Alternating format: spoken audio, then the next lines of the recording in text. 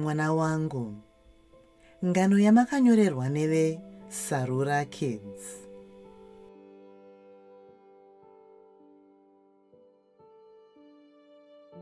Mwana wangu, nyenyedzi yemaziso angu.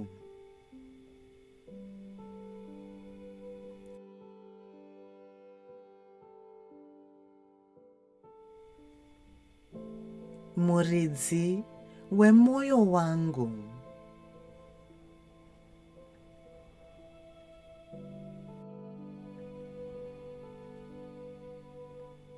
Maziso ako akazara nerudo.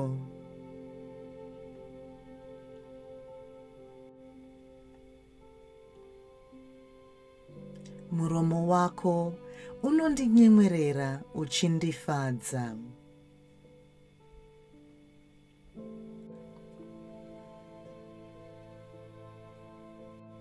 Maoko ako anondimbundira. Unondiratidza kuti unondida.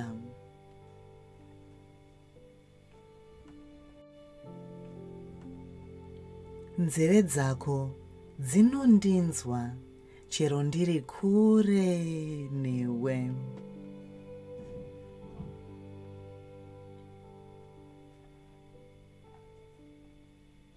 Une hunhu hunovaima.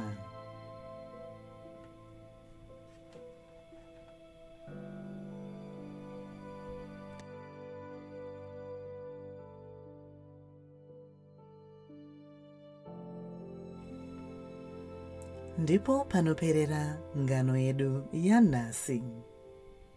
Kana mafarira ngano iyi, munokwanisa kuiwana mubhuku redu rinonzi Donhodzo rezororo. Tine dzimwe ngano dzamunokwanisa kuwana paYouTube pachannel yedu inonzi Sarura Kids. Titevereiwo tikurukure tose paInstagram, paX, paPinterest, paFacebook nepaTikTok. Zita ndiro rimwe chete rinoitwa iro Sarura Kids. Muva nezuva rakanaka. Tozokuonai tichitamba tichifara tose neve Sarura Kids.